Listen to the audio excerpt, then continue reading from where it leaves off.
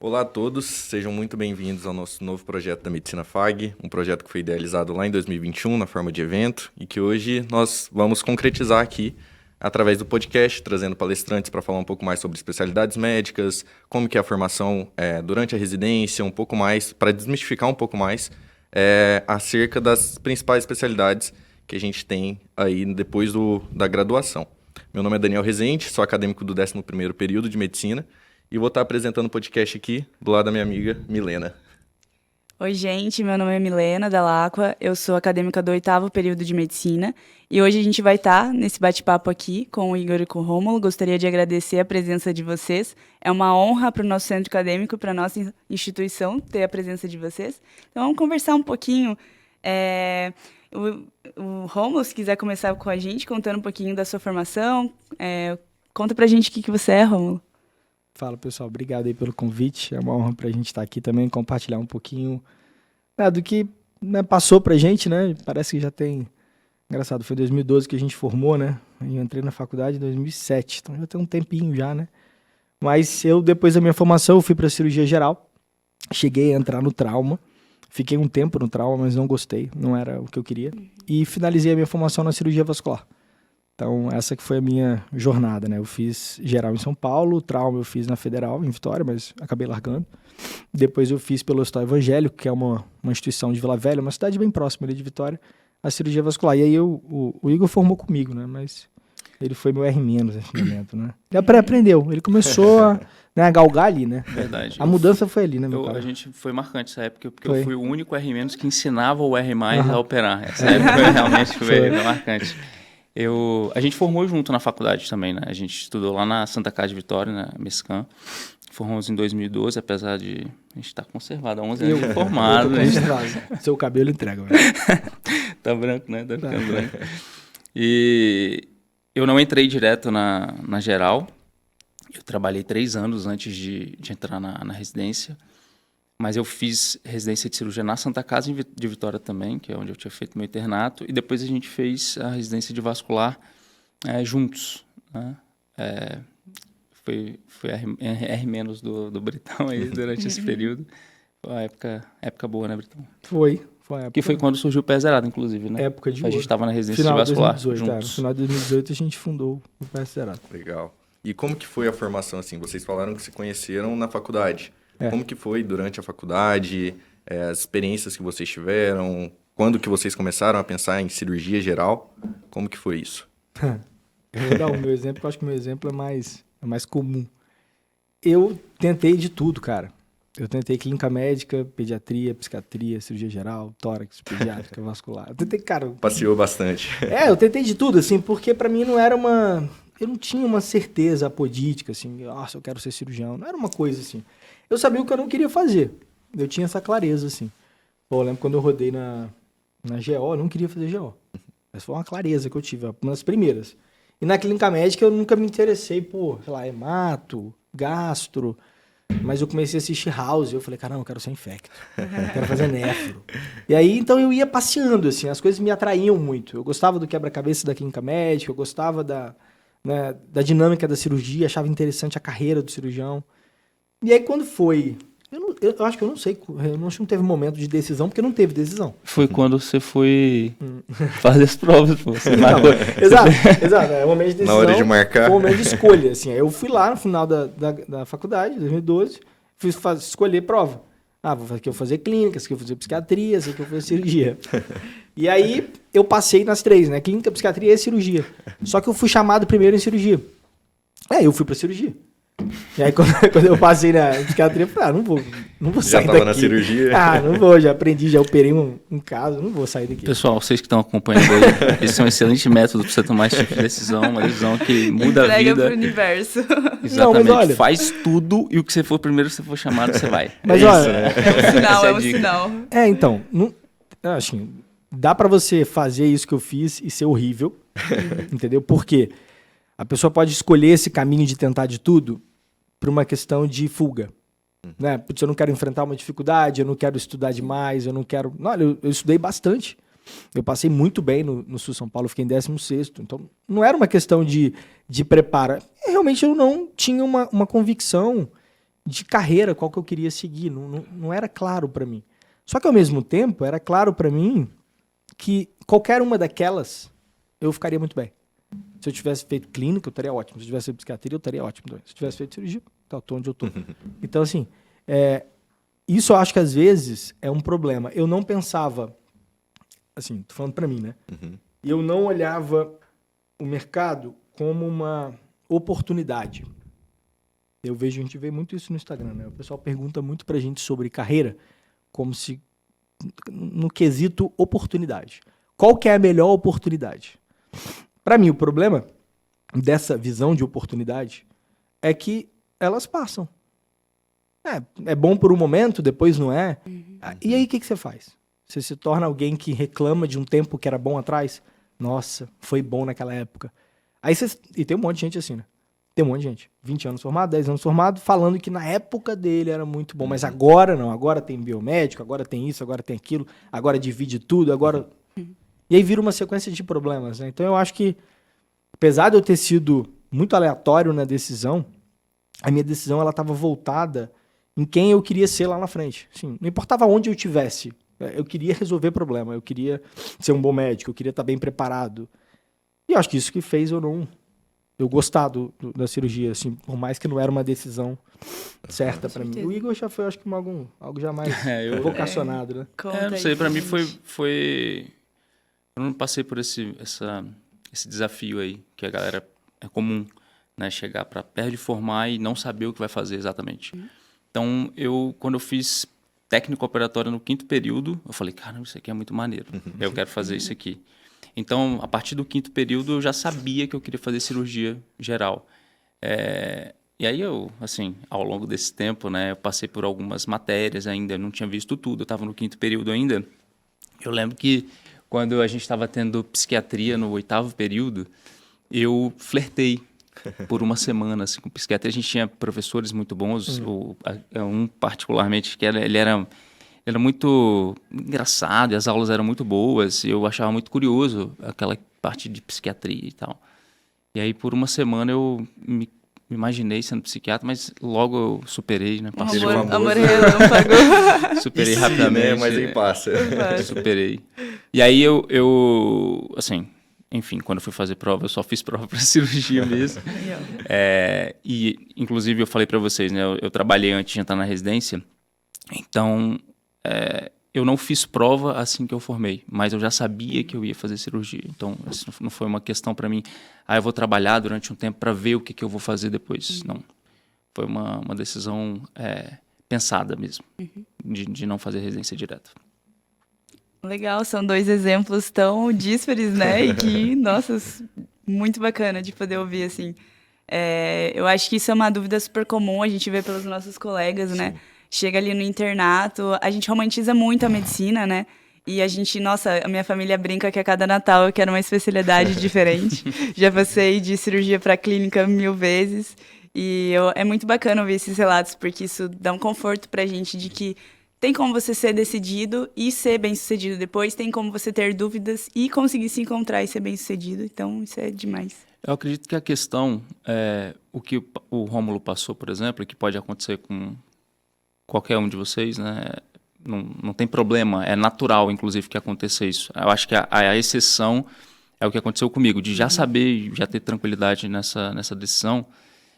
Mas, apesar de ser comum, a gente pode buscar alguns meios para encontrar uma solução para isso, né? Que é o que você falou, às vezes eu quero clínica, depois cirurgia, clínica, cirurgia. Normalmente, e que provavelmente o que aconteceu com o Rômulo, foi um conhecimento muito superficial, talvez, das especialidades, né? Quer dizer, a gente fala o seguinte, a gente se dedica pra caramba para estudar para residência, para as provas, entra em cursinhos e tal, e faz 2, 3 anos estudando, e uma preocupação muito grande em passar na prova, uma preocupação muito grande em entender metodologias de estudo e aprender como estudar. Só que a gente se preocupa muito pouco em entender como eu deveria escolher a carreira que eu vou seguir pelo resto da minha vida. Então, se aprofundar um pouco mais durante a graduação, quer dizer, eu acredito que você pode tomar alguns passos para facilitar esse tipo de decisão, né? Em primeiro lugar, olhar ali pelo que você já passou e tentar imaginar o que eu faria e o que eu não faria de jeito nenhum. Quer dizer, o que tem a ver comigo e o que não tem nada a ver comigo. Você passou por GO e falou, caramba, eu não consigo me imaginar sendo GO. Né? Então, beleza, não vou fazer GO. Vai ter uma série de outras opções. E dentro dessas opções que você pretende fazer, que você almeja fazer, que você potencialmente faria, você pode começar a investigar com professores, não com todos os professores, mas com professores que você julga que tenham sensatez para te ajudar nesse tipo de decisão, eventualmente com familiares que são médicos, eventualmente com amigos que são médicos também, com colegas que já formaram, começar uma investigação ali. Poxa, como é que é essa especialidade? Quais as possibilidades que eu tenho dentro da cirurgia? Né? Como é que é a rotina realmente de um ortopedista? Às vezes a gente tem uma visão, como você falou, um pouco glamurosa de algumas especialidades, né? Isso vem desde... O pessoal entra hoje na faculdade, engraçado, né? Antes de entrar na faculdade, não, eu quero fazer neurocirurgia, né? Eu quero fazer cirurgia cardíaca. É um glamour que vem muito de série, de filmes e tal. Isso mexe com o imaginário da gente, com 17 anos de idade, não tem maturidade nenhuma, e não entende nada do que vai acontecer dentro da especialidade. Então, investigar, poxa, como é que é essa especialidade? Qual que é a rotina? Quais são as possibilidades? O que eu posso me tornar lá dentro? E, por fim, num terceiro momento, é você, de fato, experimentar isso, né? Especialmente a partir do clínico, no internato, acompanhar um médico, acompanhar uma rotina de um psiquiatra, acompanhar a rotina de um ortopedista, acompanhar a rotina de um dermato, ir lá no centro cirúrgico. Você acha, pô, é legal operar, parece legal operar. Aí você entra no centro cirúrgico e fala, pô, é muito chato isso aqui. Eu não aguento ficar 40 minutos em pé. Pô, é muito chato ficar esperando a sala trocar. Essa é a realidade do cirurgião, né? Pô, anestesia é muito legal. Aí você vê lá, não, acho que não é isso que eu quero, não. Então, quando você experimenta aquilo, pelo menos por alguns instantes, você tem uma propriedade muito maior para tomar esse tipo de decisão. Eu acredito que esse caminho, ele não é decisivo e definitivo, mas ele ajuda pra caramba. Ele ajuda pra caramba. E é muito mais fácil, às vezes, igual vocês falaram, excluir o que você não quer e selecionar um pouco do que te agrada mais, né? Do que você tem mais afinidade. E é bem isso, da superficialidade da situação. De, às vezes, ter uma visão que não é a realidade médica vivida ali no dia a dia, sabe? Dia a dia de consultório, dia a dia de centro cirúrgico. Você passa lá no centro cirúrgico, vê uma cirurgia legal que te encanta, mas não é o que acontece todos os dias, sabe? Perfeito. Então, tem muito disso mesmo. E para vocês, como que foi a preparação para as provas de residência? Pelo visto, foi um pouco diferente, né? Pelo acesso direto, por você já estar trabalhando. Como que foram os estudos? Como que vocês conduziram isso? Rapaz, Conciliar com o internato, como que foi? Então, cara, eu sempre fui bom de prova, assim, sabe? Gostava de estudar, tinha uma facilidade para aprender. O sonho de muitos. Tinha uma facilidade. De poucos. Eu nunca tive muito problema na faculdade, assim. Quando eu ia mal na faculdade é porque eu não ia na aula. Sendo sincero, assim, porque eu não, sei lá, não gostava daquilo. Teve algumas matérias, assim, que eu peguei birra, assim, falei, caramba, não vou na aula e tal. E ficava evitando ali, e passava ali, né? Porque tinha que passar, né, obviamente. Mas, no final, quando foi o 5º ano, eu entrei no cursinho, mas, sendo sincero, eu acho que eu entrei no cursinho só para estar no cursinho. Porque eu não devo ter lido uma apostila, assim. Sim, verdadeiramente, assim, parado. Porque tava todo mundo entrando. Tava todo mundo entrando, eu fui na manada. Foi na vibe. Eu fui na vibe e tal. E era presencial, era maneiro, ficava todo mundo, reunia todo mundo, e aí... Acho que eu tava mais pela resenha. Verdadeiramente, né? Nessa época aí, eu já sabia que eu não ia fazer residência direta, assim, no internato. Eu já tinha decidido que eu não ia. Só que todo mundo tava nessa mesma questão, assim. Eu lembro que você tava lá, pô, o pessoal ia pra lá, mas não tava estudando exatamente ainda pra residência. E o pessoal falava comigo, pô, faz medicurso com a gente. Eu falei, pô, mas eu não vou fazer prova de residência. Não, mas é legal, fica todo mundo lá. Era a ovelha perdida. Foi assim. 5º ano, não fiz nada. Aí no 6º ano, eu comecei a estudar um pouquinho, mas eu acho que eu virei a chave, assim, em julho, mais ou menos, agosto. E aí eu comecei a me dedicar mais. Reta final, bicho. Foi gosto? Foi o finalzinho, Na corrida... cara. Porque assim, eu realmente, pra eu colocar pra você que eu realmente estudei, assim, 8, 9, 10 horas, assim. Fiquei o dia inteiro estudando. Eu ia no internato, o que eu tinha que fazer lá, acabava rápido e ia, né? Eu fui o aluno que eu hoje critico muito, né? Eu fui essa pessoa que abdicava da prática, né? E olhava para a faculdade como um trampolim para a prova, né? O fim da minha graduação não era o trabalho, era um concurso. Então, se eu não passasse naquele concurso, eu estaria bem enrolado. Bem enrolado. Tanto que eu passo, não tiro o CRM, né? Isso é uma coisa que eu conto às vezes para alguns alunos, que eu não tiro o CRM em Vitória, porque eu tinha passado em São Paulo. Eu falei, cara, eu não vou trabalhar. Então eu não tô bem para trabalhar. Eu vou esperar a residência. E fiquei assim, graças a Deus meus pais podiam dar essa oportunidade, essa condição para mim. E eu fiquei até ir para São Paulo e começar a residência. Só que aí o que acontece, né? Como é que eu sou realmente esse aluno que eu hoje, né, falo para você não ser, se você estiver ouvindo isso aqui. Eu fui para São Paulo com aquela cabeça, não, vou ser residente agora. Sim, tadinho, né? Eu ganhava uns 1.800, que era a bolsa na época. Acho que meus primeiros 2 meses, depois aumentou para 2.200. Meu aluguel era 3.600 com tudo. Bem-vindo ao mundo de São Paulo. A conta não fechava, né? Eu morava com um amigo, mas mesmo assim não fechava, né? Não sobrava nada. Eu falei, cara, eu preciso trabalhar. O que é óbvio para muita gente, né? Eu conto isso porque hoje em dia eu ainda encontro pessoas que estão no mesmo lugar que eu. Eu falo assim, não, mas eu não vou dar plantão, eu vou ser residente. Tá bom. Tá bom. Depois eu te conto lá na frente. E aí, cara, eu fui lá em São Paulo. A minha sorte, eu tava conversando isso com o aluno ontem. Eu falei, a minha sorte foi que eu tive alguns amigos ali, né? Algumas pessoas que me abraçaram.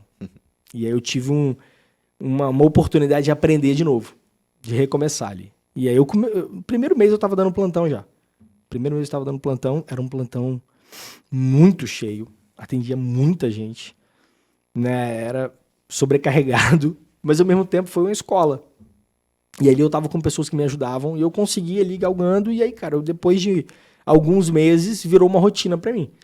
Toda semana eu dava 2 plantões, dentro da residência mesmo. É coisa... Por fora da residência. Por fora, mais os da residência, né? Uhum. Na residência eu dava 1 a cada 3 dias, mais ou menos. Então, não, era muito. Tinha dia que ficava 36 horas direto. Foi assim. criando a casca. Aí criou uma casca, velho. Criou uma casca. Porque eu dei plantão lá em São Paulo, em tudo que tinha oportunidade eu dava plantão. Assim, de visita, a remoção, a plantão de porta, plantão de sala vermelha, plantão em outra cidade. Eu ia fazendo de tudo que dava.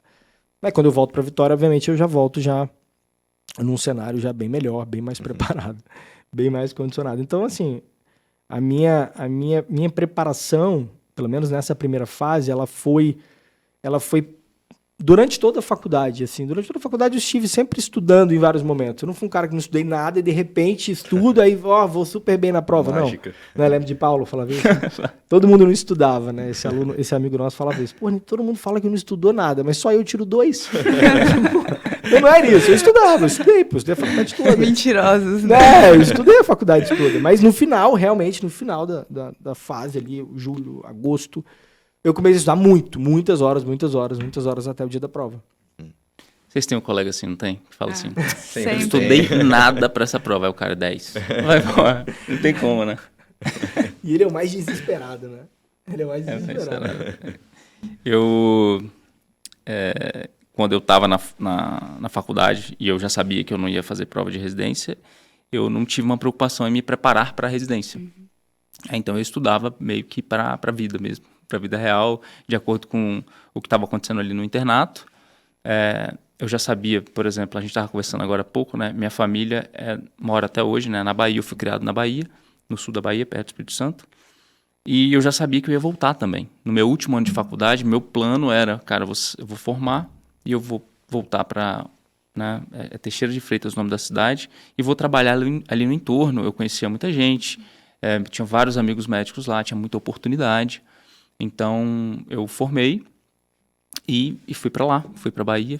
Aí comecei a trabalhar, eu fazia plantão, entrei no SAMU e eu dava plantão todo dia praticamente, né? Então nesse primeiro ano, inclusive, eu não me preparei também para a residência.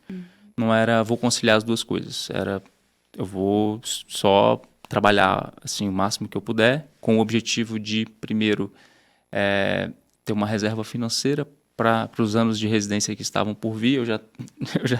Eu não estava com essa ideia ainda, né? Não vou ser só residente, não. Eu já sabia que eu ia né? Ia ter uma demanda financeira ali. Eu tinha uma coisa já no final da faculdade de, cara, eu não aguento mais pedir dinheiro pro meu pai, pra minha mãe, principalmente que era dinheiro pra quê? Pra tomar cerveja, pra viajar, só pra bobagem, Os né? gastos E aí quando pessoais. você vai pedir dinheiro pra fazer um curso, pra fazer um negócio assim, você fala, pô... E aí eu tava já ficava meio que angustiado, assim, de ficar pedindo dinheiro. Assim, eu formei com 23 anos, mas na minha cabeça na época eu já tava, pô, já 23 anos, tá na hora de começar a trabalhar, de fazer alguma coisa, né?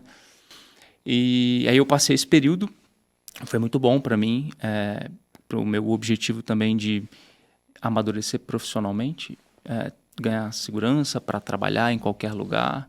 Então eu dava muito plantão, eu fui começando devagar, dava plantão com várias outras pessoas. E assim, em 3, 4 meses eu já estava... Falei essa escala. de Porque dá trabalho? muito plantão, é muito relativo. É, Pra mim, dá muito plantão, tipo, 3 na semana é muito pra mim. Não, né? Eu fazia bastante plantão, tipo, segunda 12, terça 12, quarta 24, quinta 12, sexta 18. E fim de semana, às vezes eu fazia 48, às vezes eu... Isso Às vezes logo depois de ter saído da faculdade. Minha carga horária era mais ou menos essa aí, variável. Eu sempre tirava um fim de semana de folga por mês para ir para Vitória. E Um dia pra dormir, né? para dormir, eu dormia em casa. Tinha semana que eu dormia em casa 2 vezes na semana. Eu saía com a malinha, às vezes eu ficava 5 dias fora e voltava. Não entrou na residência, mas tinha uma rotina de residente Já ali, tinha né? rotina de residente Já de pra cirurgia geral. acostumar. Foi lapidando. Só não ganhava igual o residente. Nessa época eu tive... Enfim, foi uma época muito boa para mim, mas chegou no final do ano eu já estava também bem cansado, apesar de ser muito novo, que ajuda pra caramba quando você tá no ritmo acelerado, você tá com gás ali, mas chegou em novembro, assim, eu já estava meio estressado e muito cansado já por conta do ritmo. E aí eu parei. No final do ano eu tinha feito um acordo comigo mesmo de, cara, eu vou trabalhar, só que eu vou parar. Né? Muita gente com algum sentido tem uma preocupação em não entrar na residência direto e trabalhar e se perder um pouco. Né? Existe uma sedução ali muito grande para quem está começando a trabalhar, para gente, médico, em relação à grana, né? Você começa a dar plantão, aí você está tirando R$1.000, mais de R$1.000 por plantão, aí você começa toda vez que alguém te oferece um plantão, parece uma oportunidade de ganhar mais R$1.000, como se aquele dinheiro fosse seu já, e se você dissesse que não, você está perdendo os 1.000. Então, isso você tem que tomar cuidado, porque isso pode ser muito sedutor, especialmente para quem passou por dificuldades financeiras, ou para quem, né, se endividou, comprou algum carro assim que formou, que não foi o meu caso, mas muita gente faz isso. Aí você sobe o padrão de vida e você fica preso naquilo ali. Aconteceu isso com alguns colegas meus, né? Que foram para a Bahia junto comigo e não conseguiram sair, porque já tinham um padrão de vida de um custo muito alto e precisavam daqueles plantões. Não foi o meu caso. E aí eu voltei para Vitória, e aí eu fazia um cursinho, dava 2 plantões por semana, e eu estudava o tempo todo. Acordava, estudava o dia todo. Todo o tempo que eu não estava de plantão, eu estava estudando. Aí ia para academia de segunda a sábado. Tinha uma rotina Importante. Para mim era muito importante. Dormia muito bem, né? Não dava plantão à noite, então dormia bem. Dormia 8, 9 horas por noite e o tempo todo eu estava estudando. E na época que eu comecei a estudar, você vê como é que é importante às vezes a gente conversar com as pessoas, entender como que a coisa funciona e às vezes tirar um tempo, inclusive para trabalhar, que você acaba amadurecendo um pouco. Na minha cabeça, eu tinha que fazer residência em São Paulo. Eu tenho que ir para São Paulo. Eu quero fazer residência em São Paulo. Eu não sabia muito bem o que era, mas eu sabia que estava todo mundo meio que indo para São Paulo, então deve ser porque lá que é o melhor lugar para eu fazer. E ao longo do tempo, eu fui notando que para o que eu estava procurando em relação à minha formação, não era o melhor caminho, provavelmente ir para São Paulo, pelo tipo de formação que eu teria, por exemplo, dentro do Espírito Santo, lá na Santa Casa. E aí foi passando o tempo, aí eu quero ir para São Paulo, aí no meio do ano eu quero ir para São Paulo, aí no final do ano eu falei, não, acho que eu não quero ir para São Paulo não. Eu fiz várias provas e eu só passei em São Paulo. E aí eu falei, não vou, desisti voltei, continuei aí trabalhando um pouco menos, estudando, e meu objetivo era fazer residência na Santa Casa, que eu conhecia o serviço, que foi onde eu fiz internato, que eu tinha vários amigos, vários colegas que estavam lá, que eu sabia como era a dinâmica, é exatamente o que eu queria, que era operar muito, ter volume de cirurgia, etc. E aí no final do ano, nesse terceiro ano aí já formado, eu passei, né, nas provas que eu fiz, e aí eu consegui ir para Santa Casa onde eu queria.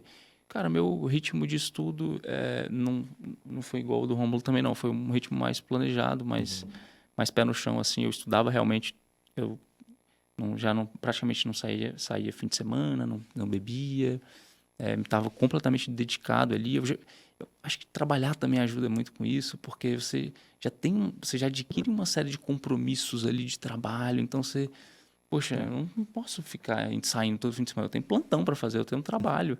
Daí você, poxa, eu tenho que estudar. Então eu estudava no fim de semana, eu ficava vendo TV, né? Enfim, eu ficava estudando. Então eu fazia o cursinho, né? Você perguntou como é que era a rotina do cursinho. Um dia na semana, trabalhava 1, 2 vezes na semana ali, o resto do tempo eu estava estudando, fazendo questão de prova, enfim, utilizando ali todas as metodologias de estudo ali, a gente tentando entender qual que era melhor para mim, assistindo a aula e tal. Foi assim, deu certo. Bacana. Legal. E é bacana a gente ver como que todo mundo passa pelas mesmas situações, né? Eu ouço muito dos meus colegas, assim, nossa, que desespero de saber que eu vou voltar pro vestibular. Eles têm aquela sensação de, nossa, eu vou ter outro vestibular 1000 vezes pior para enfrentar. Então a gente vê uma angústia muito grande desse trauma que já vem lá de trás, da dificuldade que é ingressar numa universidade de medicina.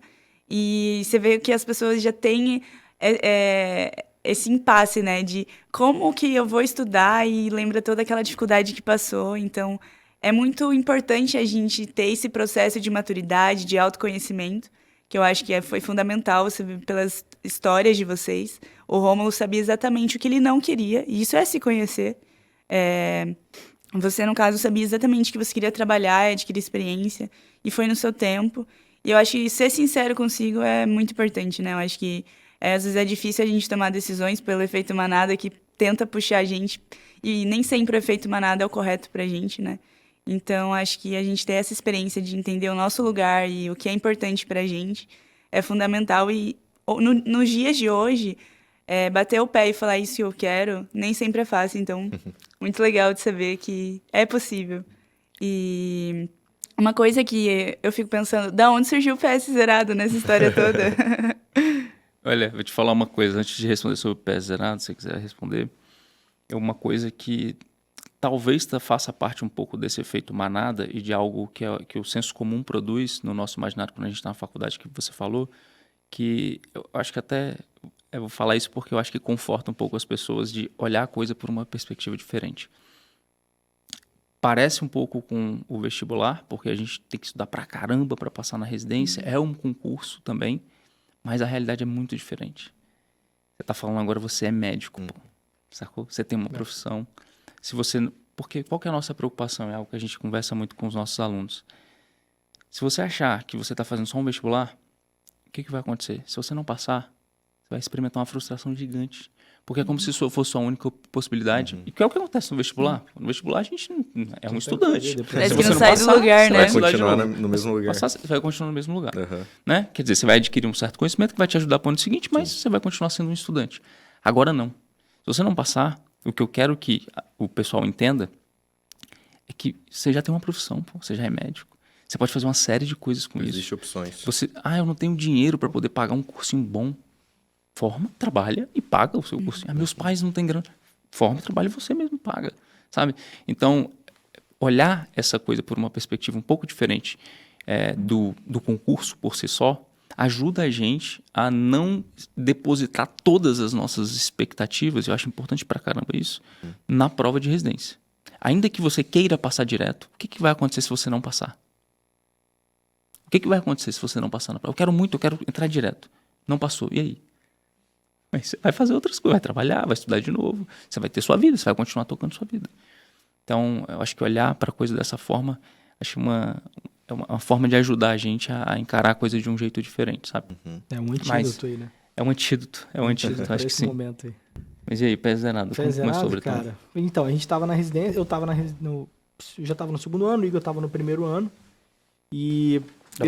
Da vascular já, né? Já foi na vascular, então? Já, foi 2017, 2018 ali.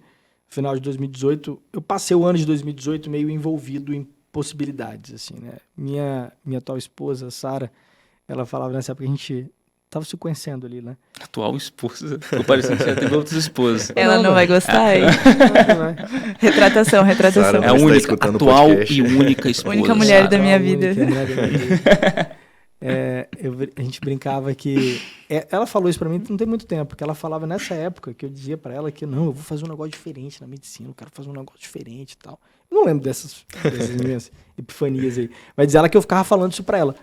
E eu já estava meio envolvido. Eu estava realmente estudando outras coisas. Eu estava querendo entender outras coisas. O que eu podia fazer de diferente, seja na vascular ou seja em qualquer outra área. E aí é verdade que a gente dentro do hospital, todo mundo já viu, né? Resposta de parecer, pedido de parecer, isso é uma coisa natural, né? A gente pede parecer para o especialista, né? E aí eu e o Igor já era meu R-, a gente acabava o dia cirúrgico, e na quinta-feira, na terça, acabava tarde, acabava 10 horas, né? Eu operava o dia inteiro, cansado. E a gente ia ver o computador, né? Então era aquele momento de, né? Assim, caramba, será que eu vou embora agora? Ou eu vou ficar mais 2h30 aqui no hospital, né? Respondendo parecer. E aí, numa dessas aí, teve um fatídico dia que a gente teve muitos pareceres para responder. E no final das contas, não era nada demais. Eram casos que qualquer clínico ali, qualquer cirurgião geral poderia resolver. Não precisava de um especialista, não era cirúrgico, não era nada, TVP, era úlcera, né? Era da OP. Era um caso do dia a dia. E aí eu acho que esse foi um dos gatilhos ali pra gente pensar em embolar alguma coisa que fosse um preparatório para vascular. Né? A primeira ideia foi essa, né? Pensando na vascular. Pensando na vascular, né? Pô, fazer um treinamento dentro do hospital até, pra galera não pedir tanto parecer, pra aliviar pra gente. Essa foi uma primeira ideia, né? E aí a gente começou a trocar essa ideia. Eu, o Igor e alguns outros staffs ali, né? Começamos a trocar essa ideia. E o pessoal não foi botando muita fé, não. Não, ninguém quer isso não, isso aí não vai dar certo não e tal. E eu e o Igor, a gente continuou ainda, né? Pô, acho que esse negócio é legal. Mas o Igor deu a ideia da gente ir para o pronto-socorro. Porque, por causa desse caminho que a gente fez. O meu, tomando porrada. E tendo que aprender apanhando. O do Igor, um pouco mais maduro e seguindo um caminho já, né, já objetivado, né? E por isso a gente acabou, né, trabalhando demais nesse cenário de clínica. Eu dei plantão de clínica, assim, sempre. Né? Mesmo sendo cirurgião, eu continuava dando plantão. Mesmo na vascular, eu continuava dando plantão de clínica. Então, a gente parou e falou, pô, a gente podia fazer isso não só para, sei lá, para pé diabético. A gente podia fazer para AVC também. Podia fazer... Aí a gente começou a trocar essa possibilidade da gente construir algo voltado para esse momento, né, de formar e não estar preparado para trabalhar. Que era exatamente o que eu vivia. Não só eu, tá? Era eu e uma pá de gente. Né? Era eu e uma galera da minha sala. Só que algumas pessoas vão buscar um preparatório, outras não.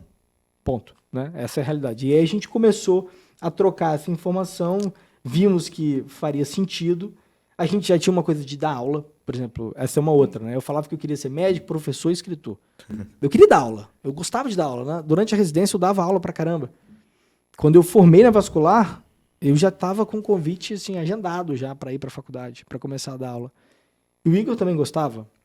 Então eu acho que foi casando essa vocação de dar aula, de ser professor, com essa história de vida, né? E perceber que é uma falha, perceber que há um abismo entre a teoria e a prática, entre o final da faculdade e o mercado de trabalho. Quanto maior é a procura do estudante para a prova de residência, maior é a falha dele em relação à prática. Ontem eu estava falando exatamente isso. Hoje a sensação que eu tenho é que o estudante ele acha que ele está fazendo duas coisas. Ele estuda para a teoria e estuda para a prática. É como se um surfista lesse livros de surf e outro surfasse. Não, só tem um surfista, é o que surfa. Ou seja, não existe medicina teórica, só existe prática. Não existe duas habilidades na medicina. Eu vou fazer a teoria e vou conciliar. Não existe isso, tá? A gente fala esse tipo de coisa, mas é só o estudante, é só o médico, a médica que vai para o cenário prático que realmente está aprendendo alguma coisa.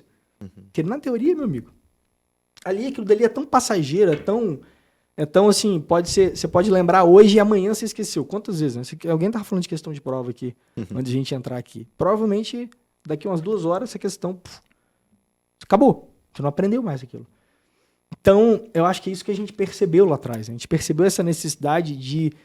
Essa coisa tem que ser junta. ela precisa ser conciliada. A gente precisa voltar a falar sobre isso. Gente, vocês precisam estudar para a prática, porque a coisa vai acontecer. Vocês vão precisar trabalhar, vocês precisam aprender isso. E quanto mais estudante tinha, mais concurso de residência tinha, mais difícil era passar, mais essa diferença era aumentada. Hoje a sensação que eu tenho, e eu digo porque falando com os meus alunos e os vários alunos que a gente tem, eles comentam exatamente isso. Como que faz para conciliar a teoria e a prática? É como se fossem duas habilidades. Como se fossem dois cenários distintos. O que não são. Né? Só existe um cenário. Né? Você pode estudar, mas só existe a prática no final das contas. Né? Você ser bom de prática, você está aumentando a sua teoria. Você está elaborando a sua teoria. Você está verificando a sua teoria. Né? O médico, a medicina é uma arte prática. E a gente, por ser, a gente é empírico. A gente testa, a gente precisa. Senão, a gente tem medo até de dipirona. Se você nunca viu que a dipirona faz efeito e dá analgesia em alguém, você tem segurança até disso. A gente precisa de fazer algo e ver aquilo dando certo. Por isso que uma das máximas da cirurgia geral, né, é você primeiro ver alguém fazendo, você vê alguém fazendo uma cirurgia lá, fazendo algum procedimento. Depois você faz. Porque você já viu que deu certo. E depois que você faz, você ensina. Essa é uma das máximas. Né? Então, faz parte para o médico se desenvolver, para a médica se desenvolver, esse momento de testar. Não testar do modo assim, eu estou testando no laboratório, não é isso. Mas é de colocar aquilo em prática, de subir na prancha. Né? Voltando para a analogia do surf, né? de você ir lá e dropar uma onda. E de fato fazer. De fato fazer as coisas, porque ela precisa ser feita. Né? Precisa ser feita. Quando você estiver lá na residência de cirurgia, você vai aprender isso aí. Primeiro você vê, depois você faz, depois você ensina a terceira vez. É a máxima da cirurgia. A ideia é isso aí que o Rômulo falou, né? É um resumo de como que a coisa começou. A gente acredita ainda hoje, que as coisas que eram demandadas, uma maior parte das coisas que eram demandadas nesses pareceres eram conhecimentos de generalista. Né? Você não pode atribuir ao cirurgião vascular o tratamento e o diagnóstico de uma trombose venosa profunda. Não, isso é uma coisa que todo médico deveria saber. Né? Como diagnosticar, como executar um sinal de Romans, como interpretar aquele sinal, como fazer a leitura de um exame, entender o laudo de uma ultrassonografia, entender o que é trombose, entender como utilizar os anticoagulantes mais comuns. É uma coisa que o generalista deveria saber. Então, a nossa ideia de expandir para conhecimentos... E quando eu falo expandir aqui, pessoal, quando a gente começou o Pé Zerado, nem chamava Pé Zerado, chamava Projeto Parecer, por conta da ideia dos pareceres. E a gente tinha uma pequena página no Instagram, despretensiosa, onde a gente dava dicas, assim, muito simples e de modo recorrente. Do que a gente vivia, assim. Era coisa muito simples, éramos só nós dois. Mamãe, isso aconteceu... Quando a gente estava na vascular, a gente acabava... tudo, né? A gente terminava de 2018 isso, né? Sim, foi doideira. A gente terminava de operar, por exemplo, 8 horas da noite, e a gente ia para uma salinha, que era uma salinha dos estudantes, mas não tinha mais ninguém, por causa do horário. A gente abria, pegava o telefone, ligava uma live e começava a falar sobre coisas pontuais ali, sobre dengue, sobre... Enfim, dar dicas práticas mesmo. E aí não tinha ninguém, né? Ninguém assistia. Tinha, tipo, minha mãe, a mãe dele, mais 3 amigos nossos sacaneando. Aqueles que entram e saem, né? Fica dando oi e sai. Um amigo nosso sacaneando. E aí? Vai trabalhar? Não sei. E foi assim que a gente começou, cara. E aí a gente, por 6, 7 meses, assim, éramos só nós dois mesmo. Enfim... postando e fazendo as lives, gravando os vídeos, e respondendo o pessoal, vídeos, editando, botando legenda e tal, aprendendo a fazer essa coisa toda. E com o tempo, a página foi crescendo bastante e era uma coisa diferente, assim, eu acho que não tinha ninguém fazendo exatamente isso na época. E, enfim, foi surgindo uma demanda por algo como um curso, como um programa mesmo, assim. E aí a gente, poxa, vamos fazer alguma coisa, vamos bolar um curso aqui, uma coisa, vamos ver. Aí a gente foi estruturando, aí o Rômulo na época fez uma revisão dos CIDs mais prevalentes do Brasil, é isso aqui que eles precisam, né, entender. Aí botamos uma coisa de procedimento, umas dicas assim, muito dicas práticas de coisas que não são exatamente técnicas, mas coisas que vocês, quando vocês estão formados assim, que vocês saem da faculdade, vocês falam, pô, ninguém me ensinou isso na faculdade, né? Coisas como, poxa, como devo me relacionar com a equipe de enfermagem? E, poxa, qual a minha preocupação em relação a como conseguir um plantão, como chegar no plantão, como deve ser minha postura, como devo preencher e manusear os documentos, como transferir um paciente, será que eu fico, será que eu vou, o que eu devo fazer, como entrar em contato com direção técnica, coisa assim, Tem que abrir como empresa, abrir né? empresa Que, de e fato, a direito faculdade médico. não ensina, né? Normalmente, Falta um pouco. normalmente falta, por exemplo, a gente não tem matérias que ensinam Sim. isso. Uma outra pessoa tem um professor que se preocupa em parar para poder falar sobre isso. Uma coisa que acontece de modo muito pontual, mas normalmente não profundo. E a gente, quando a gente está na faculdade, a gente fica meio abestalhado assim, né? A gente tá cheio de um monte de coisa, né? É prova, residência, não sei o quê, plantão. E a gente não para pensar com muita clareza e a gente só nota isso normalmente quando a gente... O que eu faço? Quando chega na hora.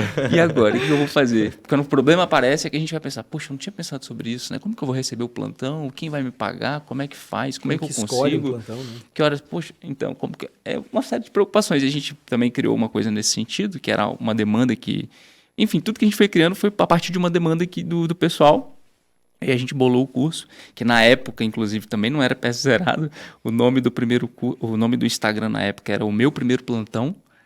E aí o primeiro programa, o primeiro curso que entraram 20 pessoas. A gente gravava assim com...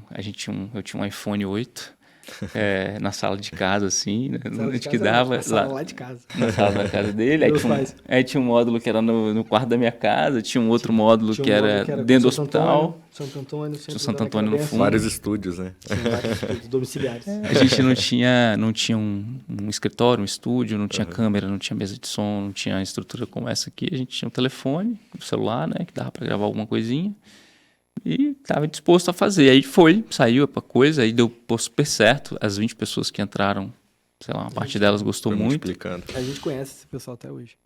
Então a gente sabe, o primeiro aluno que entrou no Pé Zerado foi o Guilherme. A gente conhece, sabe quem é. Bacana. A gente lembra muito desse Acreditaram momento. desde o início. Foi o primeiro. Teve alguns amigos também, assim, que também entraram, mais próximos. Pessoas próximas, então... Enfim, aí depois a coisa foi crescendo e tal, foi dando certo. E aí foi embora. Hoje a gente está aqui com 4 mil alunos só no treinamento Pé Zerado. Legal. Né? Então, Passa de 8 mil, né? Nos programas todos. Massa. então hoje em dia tem bastante gente já, não tem mais só 20 pessoas. Não tá mais na Ampliou câmera um do pouquinho. iPhone 8 também. Legal. Voltando um pouco atrás agora, na residência de cirurgia geral. Fizeram a residência de cirurgia geral e como que foi o final da residência, assim? Tinham na cabeça certo que queriam a vascular ou também foi uma surpresa? Então, eu tava nesse mesmo cenário ainda. Eu não tinha ainda clareza do que eu queria, sabia o que eu não queria também. Então, mais uma vez, eu tinha um monte de especialidade que eu não queria fazer. Um monte. Mas eu não tinha certeza. Uma coisa que me ajudou muito nessa época foi o seguinte, eu não queria ficar em São Paulo. Eu não gostava de São Paulo. Eu gostava do que eu havia conquistado ali em São Paulo, os amigos, principalmente. Mas eu não gostava de São Paulo de jeito nenhum, cara. Não queria me imaginar ficando mais lá. Tava doido pra voltar pra Vitória. Então eu tentei o trauma por isso. Era vamos dizer, uma carta na manga, assim. Só que eu acabei, eu me envolvi, assim, muito com o serviço de pediátrica, lá do IANSP. E aí eu fui bem na prova, fiquei colocado nas vagas. Era só eu ir, né? Sinceramente, basicamente eu segui o plano. Então eu tava nessa, assim, foram os que eu cheguei mais próximo, assim, né? Eu tava na pediátrica, querendo ali, cogitando entrar na pediátrica. Mas em São E Paulo... tinha passado no trauma, pediátrica era em São Paulo ainda, não ia continuar no IANSP lá. Aí eu lembro que eu fui pra entrevista, era ali, o IANSP fica em frente ao Ibirapuera ali, eu tava de terno e tal, numa filinha assim, e aí faltando assim, acho que uma pessoa assim, tinha coisa de, sei lá, 15 minutos pra ser a minha vez, eu falei, velho, quer saber, velho? Eu vou embora, velho. Eu fui embora da fila, sumi da fila. E isso era muito próximo da época de voltar, já. Cara, fui embora, larguei a prova, falei, não quero ficar mais em Paulo, não quero mais saber disso, não importa mais. E aí eu voltei pra Vitória, feliz, porque eu não queria ficar em São Paulo. Então, assim, foi mais uma vez eu tinha uma decisão negativa do que eu não quero pra mim. E volto pra Vitória e começo no trauma. Aí, foi o seguinte, no trauma, o problema é que não era muito claro ainda a residência, tinha acabado de começar. E alguns colegas que estavam próximos falaram, pô, Romulo, se você quer dar plantão como cirurgião, não é melhor você dar plantão como cirurgião? Por que você vai fazer uma residência de dar plantão como cirurgião? Tô simplificando a coisa. Claro que não é isso, Sim. uma residência de cirurgia do trauma. Mas naquele cenário era. porque era um cenário muito incipiente. É pra sua realidade também, né? Seu objetivo não era ser Exato. cirurgião E meu do objetivo trauma. não era continuar uma carreira no trauma, obviamente. Então, assim, se não era o objetivo do trauma, se meu objetivo era só atender trauma, porque era uma coisa que eu gostava muito, É o que a gente, Era na melhor. residência de cirurgia, a gente se amarra em trauma, né? Então a e gente lá fica... a gente atendia muito trauma, todos os dias, muita coisa. Então, eu falei, caramba, eu quero, né, ficar mais tempo aqui. Mas era, como ele falou, cara, marcou muito isso pra mim. Ele falou, pô, não é melhor você pensar mais um pouco e dar plantão como cirurgião? Porque você vai continuar atendendo trauma e vai ganhar melhor e tal. Eu falei, pô, faz sentido pra caramba, velho. E aí eu larguei. Eu devo ter ficado um mês, eu acho. Nem sei se foi isso tudo. Larguei, fiquei. Aí foi ótimo. Foi ótimo. A melhor coisa que eu fiz. Porque aí caiu a minha ficha em relação ao que o Igor falou. Ele já tinha caído dele aos 23, as minhas foi aos 26. Né? De eu ter uma rotina de trabalho, né? Uma rotina de exercício, uma rotina de lazer, uma rotina de não sei o quê. Eu tinha as coisas que eu queria fazer. Ao mesmo tempo, eu ia me programar para estudar, ia decidir com calma. O trabalho ia me ajudar a decidir. Eu fui me conectando com várias outras especialidades. Vou ver como é que é a prócto, ver como é que é um pouco a uro, deixa eu ver como é que é a vascular. Eu fui me conectando melhor na rotina do serviço, né, dos serviços possíveis ali. Fui pensando assim, cara, o que eu quero fazer e aonde eu quero fazer. Eu fui elaborando muita coisa. Então, por exemplo, se eu for ficar em Vitória, eu quero fazer tal coisa. Se eu for para São Paulo, eu quero fazer tal coisa. Então, eu comecei a ter muito mais clareza. E aí, por um evento que não tem nada a ver com a medicina, não tem nada a ver com carreira, né? Mas por um evento específico que aconteceu na minha vida, eu me decidi pela vascular. E aí eu falei, vou fazer vascular. Não importa, agora eu vou fazer vascular. E aí eu tentei em Vitória e tentei em São Paulo. E eu ia para São Paulo se eu passasse ou na Santa Casa ou no ABC. Só que, desculpa, na Santa Casa, no ABC ou no Dante. Eram os 3 que eu faria. Eu só iria para São Paulo para esses 3. Só que na segunda fase das provas eu tive apendicite. E aí eu perdi a prova do SUS, perdi um monte de prova, né? E só que eu já tinha feito as de Vitória e já tinha passado. Em todas do Espírito Santo eu tinha passado já. Lá. E eu fiquei tranquilo, eu fiquei confortável. E assim, graças a Deus eu fiquei em Vitória mesmo, obviamente, né? Que era uma decisão melhor para mim. E aí eu segui pela vascular, no evangélico mesmo. Legal. Muito bom. Cara, quando eu tava na geral, acho que os serviços de cirurgia geral né, em todos os lugares do Brasil, basicamente, né, especialmente aqueles que têm um programa onde você opera bastante, eles são majoritariamente aparelho digestivo, assim, né? O que a gente vê muito, né, na residência de cirurgia geral é aparelho digestivo. Então, é o tempo todo aquilo ali, e a gente vai passando pelos rodízios ali, pelos estágios de cada uma das especialidades que são obrigatórias. Então, a gente vai rodar na prócto, na plástica, na vascular, na pediátrica, na intensiva, né, na UTI, na época cirurgia era pré-requisito. E eu fui rodando e eu também gostava de muita coisa. Então eu passava nos estágios, isso aqui é legal, isso aqui é legal. E tinha alguns estágios que eram bons e outros nem tanto. Né? Vocês sabem disso. Quando você tem um professor muito bom, te influencia pra caramba, né? Muito. Poxa, que vontade de fazer, eu queria ser igual ao meu professor. Acaba influenciando na especialidade, né? Então o estágio, quando é bom e proveitoso, que você consegue fazer bastante coisa, também acaba te influenciando. Enfim, o meu estágio da vascular na época foi muito ruim. Né? Eu era fora do hospital, era basicamente muito pé diabético e tal, e não era uma coisa que eu gostava de fazer na época. E vascular era uma das especialidades da SUB que eu não queria fazer de jeito nenhum. Né? Eu fui na época do R2 de geral, eu fui para um congresso em São Paulo chamado Gastrão, que é de cirurgia aparelho digestivo. Num dessas coisas eu fui sorteado. Botei meu nome lá, fui sorteado. Ganhei o curso do IRCAD, que é o maior curso de videocirurgia da América Latina. Fui para lá, comecei a aprender videocirurgia ali e desenvolvi... Aprendi videocirurgia não, estava fazendo já na residência, claro. Mas eu desenvolvi ali mais... E eu fiquei maluco com aquilo, a robótica já vindo forte na época.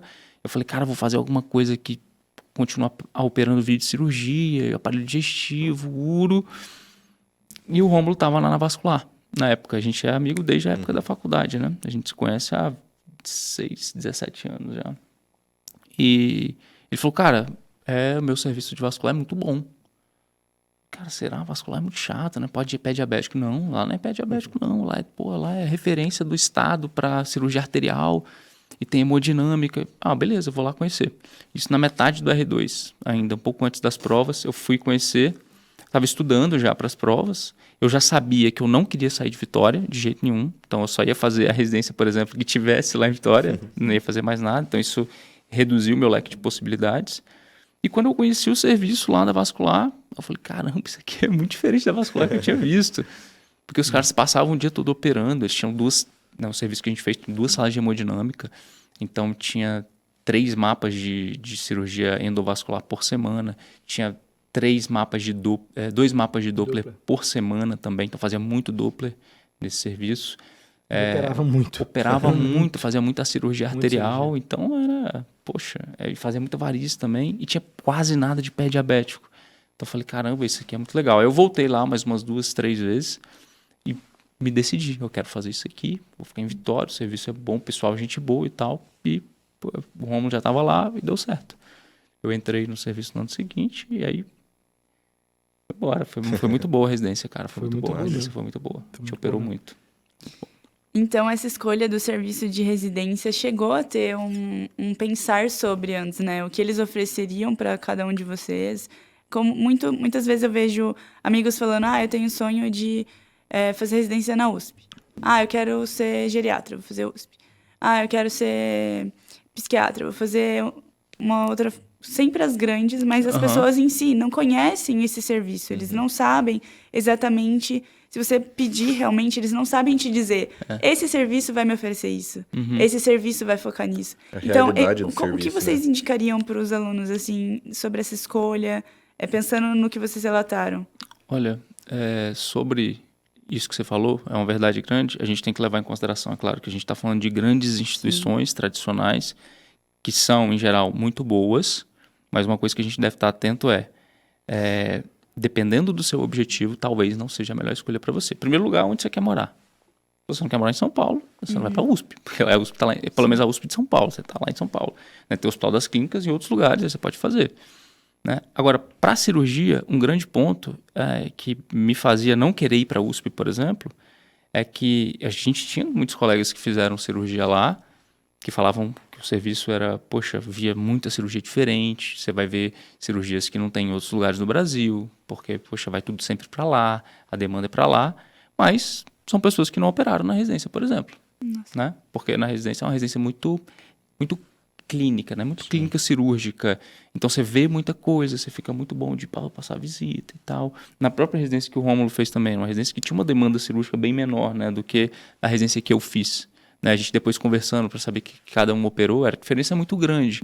Então você via muita coisa, mas você saía sem mão para poder operar, por exemplo. Então isso era realmente algo que eu não queria. Então isso aí que você está falando faz muito sentido. Né? Se você for só pelo nome da instituição, talvez você se surpreenda negativamente com o que você vai encontrar lá. Né? Que a instituição é muito boa, você vai sair com um brasão no braço, mas talvez você saia sem saber operar ou sem saber fazer uma série de coisas. A resposta está aí, é para o outro ou para si, né? Se a residência estiver cheia de resposta para o outro, porque eu quero ter feito na USP, porque as pessoas acham, né? Porque isso, porque aquilo, provavelmente você vai encontrar um problema aí grande, porque você não vai satisfazer nada que é seu aí. Né? Você vai se frustrar com certeza. Então tem que ter o eu aí. Tem que ter um movimento, né, pessoal, individualizado, do que você quer, do que é bom para você. Né? Claro, né? Respeitando, né, a sua circunstância de vida, né? O seu momento de vida, as coisas. Igual para mim, cara, eu não queria ficar em São Paulo mais. Mas no segundo momento eu cogitei, falei, não, tudo bem.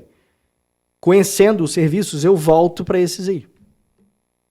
Eu já tinha uma clareza, eu não ia voltar para qualquer um. Se eu for para esses aí, eu volto. Eu vou botar na balança, entendeu?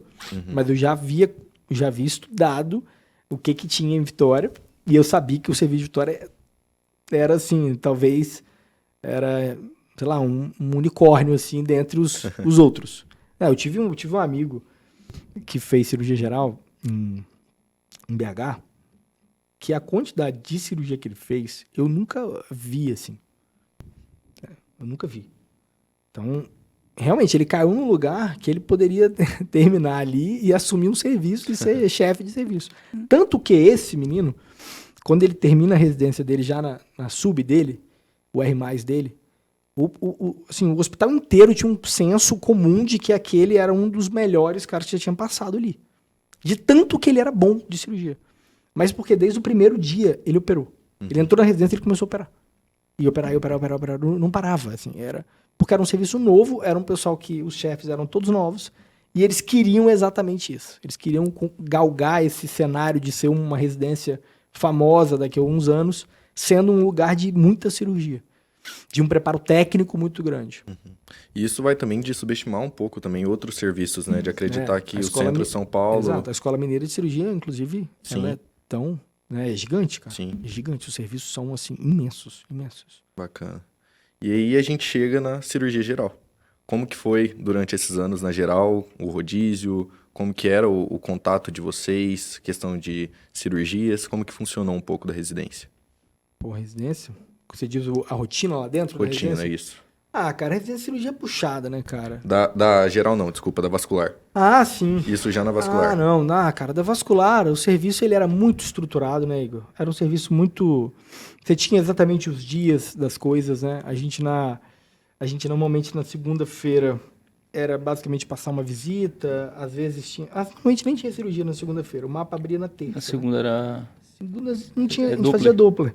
A gente passava visita de manhã, né, e à tarde fazia exame. Era uma maravilha, assim, né? Você ficava fazendo exame a tarde toda. Pensa, né? Tanto que a gente formou... Vida de radiologista. A gente formou com mão de... Segunda da rádio. A gente formou com mão pra fazer exame, assim, tranquilo mesmo. A gente fazia muito exame por semana. Na terça-feira no mapa cirúrgico, então era o dia inteiro operando. O dia inteiro mesmo. Começava de manhã e ia até o final do dia. Na quarta-feira eu operava de manhã. Algumas cirurgias particulares dos chefes, né? E à tarde a gente fazia mais uma agenda de Doppler. Quinta-feira era um dia de ambulatório. Era o famoso dia de ambulatório. Ambulatório de manhã. 120 pessoas, 130 pessoas. Era muita gente. Era gente com força. Quantos residentes? Um por ano. Um por ano. Um por ano. Eram 2 residentes. 2 residentes. Era gente com força. Aí todos eram 4 pessoas atendendo. A gente atendia de 7 da manhã até meio-dia e meia, 1h, que é a hora que acabava, e ia direto pro centro cirúrgico. Direto pro centro cirúrgico. Aí eu operava até tarde também. E aí comia no caminho, em pé. Assim. Não dava nem tempo de comer. Já chamando o próximo. E era assim, aí as cirurgias também eram bem claras, assim, né? Por exemplo, na época do Igor já estava bem estruturado. Porque eu fui o segundo residente do serviço. Então, quando eu estive lá no R1, querendo ou não, eu trouxe muito isso de São Paulo, né? Em São Paulo os serviços são muito organizados, né? As visitas são muito organizadas. Pelo menos o hospital que eu fiz já tinha 50 anos de residência, então era uma coisa assim, já era muito claro o que cada pessoa ali tinha que fazer. Então, eu, de certa maneira, ajudei um pouco a deixar isso mais claro também no serviço. Então, quando o Igor já entrou, as varizes a gente já fazia todos, assim, basicamente...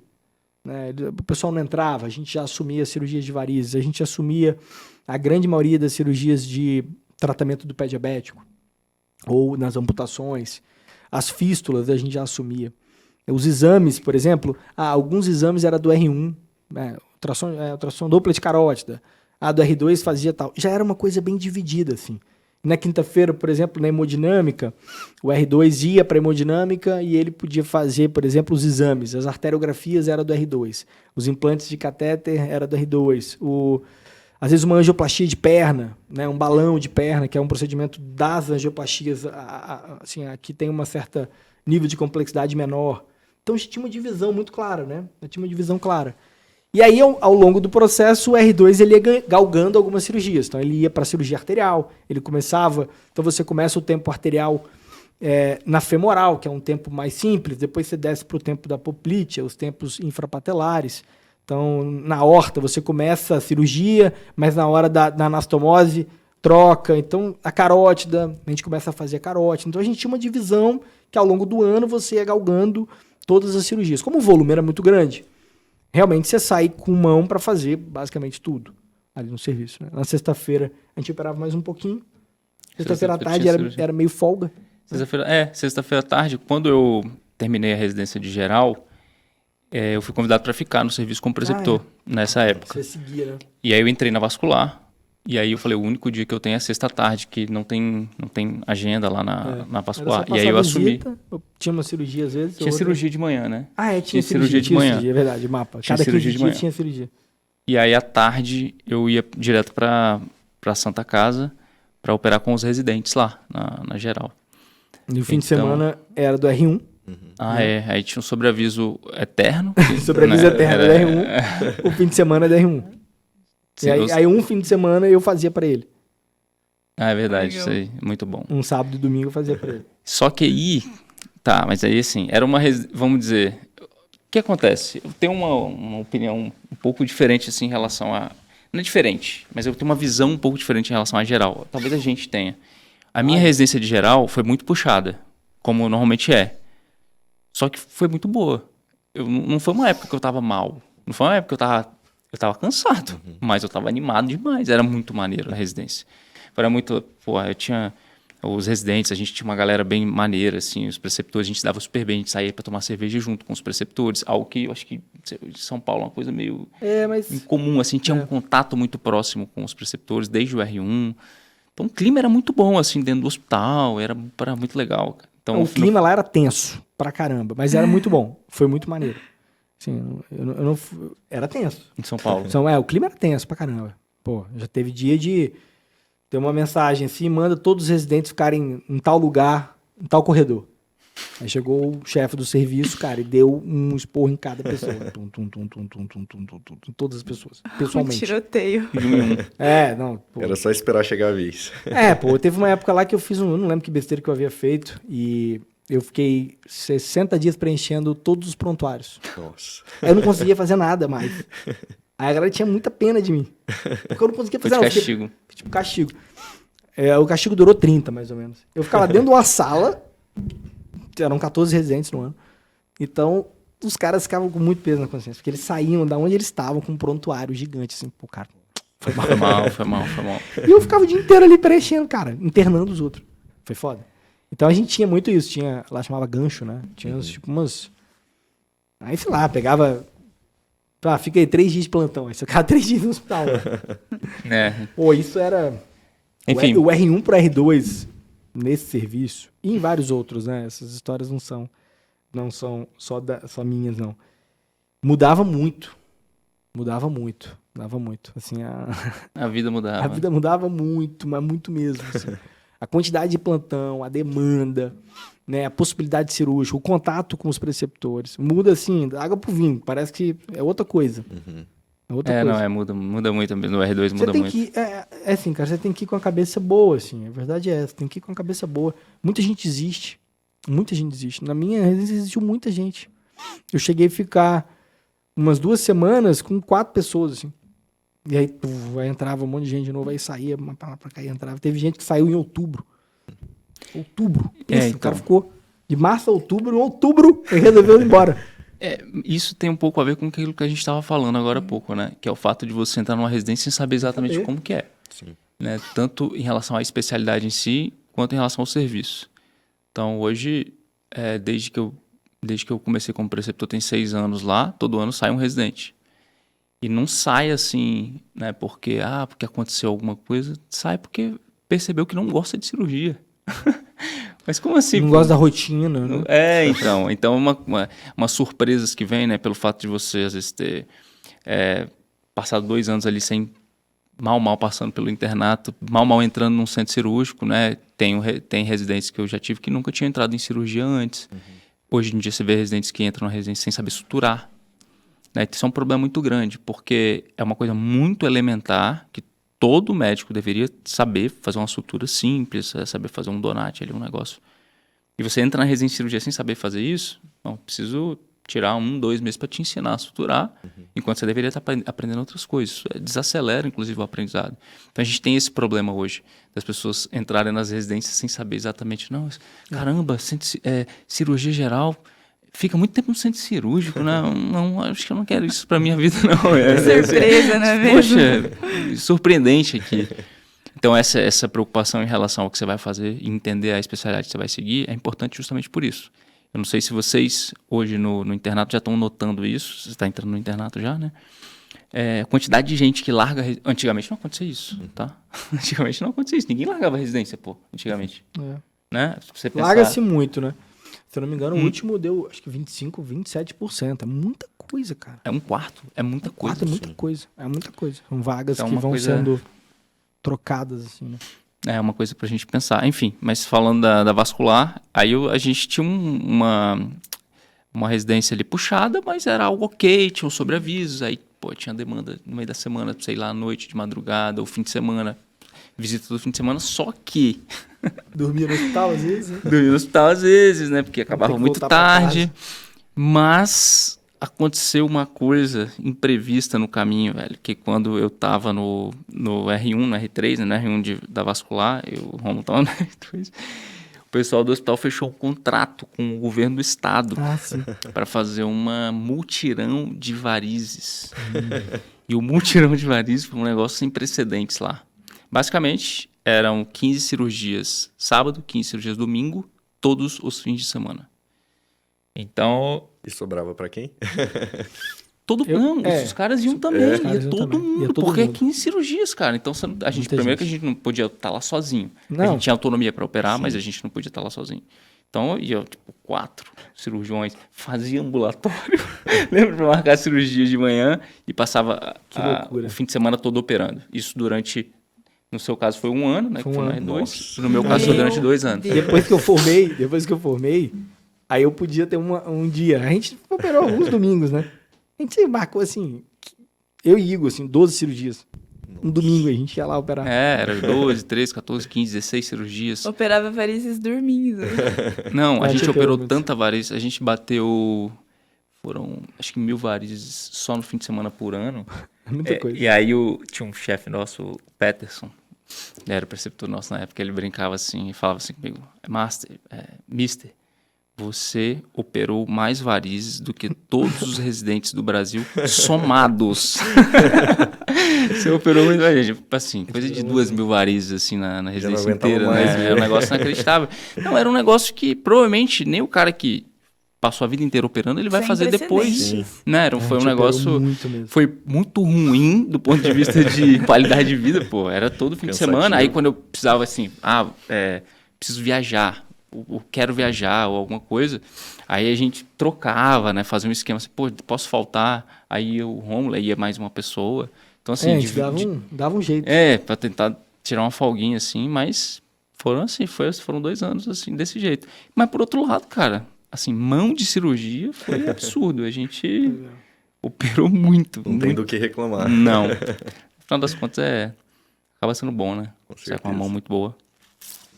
Legal, gente. Eu acho que o que fica desse papo é que cada um tem sua história e acho que se conhecer e ser sincero consigo é demais, assim, saber que vocês passaram por tudo isso e estão onde estão hoje. Gostaria de dizer que a gente admira muito cada um de vocês. É uma inspiração pra gente, né? Saber que a gente tem pessoas que colocam o rosto lá nas redes sociais e falam a verdade do que está acontecendo, do que acontece, do que a gente precisa saber, que tem consciência de como deveria ser uma educação médica, porque eu acho que muito do que a gente conversou aqui hoje seria solucionado se a gente tivesse um modelo educacional diferente, né? A gente separa muitas coisas em caixinhas e o mundo real é uma caixa só. Então, acho que essa conversa simplificou o que é isso e o que muitas vezes a gente tem medo em relação a isso. E eu queria agradecer a participação de vocês, agradecer por vocês estarem aqui em Cascavel com a gente, participando do nosso congresso. Quem não vai, por favor, ainda dá tempo. Hoje tem palestra. Hoje temos palestra com o PS zerado e vai ser uma continuidade dessa conversa maravilhosa. E é isso, gente. Muito obrigada pela presença de vocês. Obrigado, gente. Nosso É primeiro bom aqui. episódio, hein, gente? Primeiro de Legal, muitos. legal. Foi um Vamos teste. Estreando com muito sucesso. Participando do teste aí. Se for aprovado, vai continuar, né? Ah, Pode com certeza, não, sucesso. Que massa, Obrigada, obrigado, gente. gente. Massa, beleza. Pessoal, obrigado aí pelo convite. Tamo junto. Valeu, gente. Obrigado. Obrigada, Dani, por ter abraçado A e ideia. até o último minuto investido nesse projeto. Então, muito obrigada. Obrigada aos meninos que estão aqui com a gente, participando isso. e dando um apoio pra gente. É isso. Até o próximo episódio. E é isso. Tchau, tchau, gente. Tchau, tchau. Tchau.